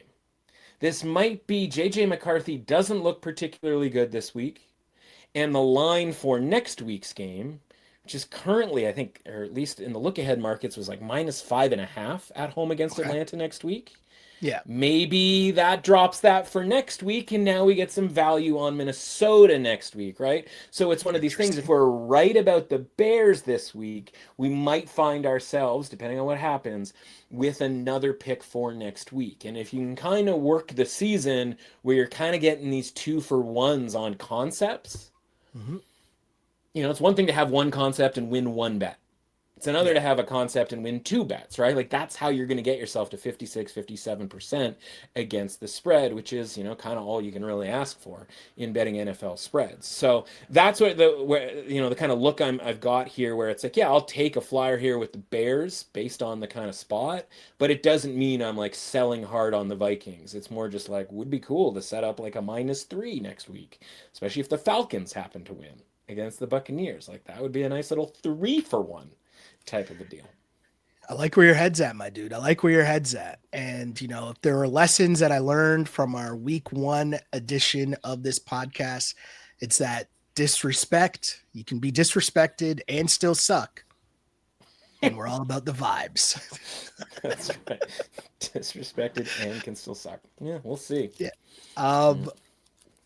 I know you got a lot of content out there, a Yeah, lot of different places where you'll be giving out information. Where can the people find all of the information that you are putting out into the world as the NFL season gets underway?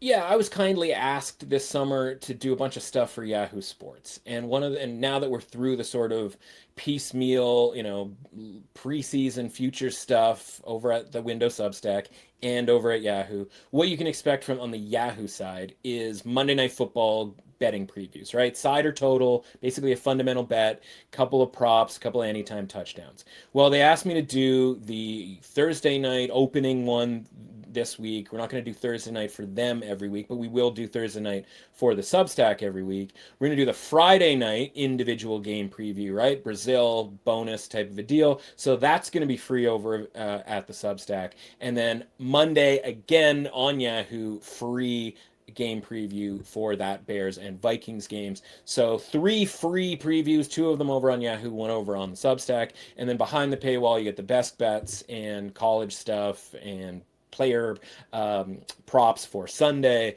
and round robin underdog moneyline parlay and so on and so forth. So go check out at Emrus Authentic on Twitter. You're going to figure out, that there's kind of 2 things kind of happening at once. But then if you just go over to the window sports betting on Substack, you're going to be able to find all of that stuff there as well. Yeah, lots going on, lots of different places to get all of Matt's good content. And remember to stay tuned to, obviously, both of our social media feeds as, the games get closer and things will change. Minds will change. Opinions might change. You never know. Updates will happen. Things will happen. You just never know. Injuries. Injuries. Oh God, the injuries. What is Micah Parsons going to play? Who knows? Stay tuned. But you can follow me on the app formerly known as Twitter at Shell Alexander and on Instagram at Sheldon Alexander, the YouTube page also at Sheldon Alexander. And this podcast, the Clutch Picks Betting Podcast on Apple, Spotify, and of course on YouTube. Like, follow, and subscribe. All that other fun stuff, as I like to say on the pod. And as I guess the thing I like to say the most is I used to pray for times like this to rhyme like this. This is a Clutch Picks Betting Podcast, as always, unpolished and unapologetic. It's week 1, kids. Until next time, see ya.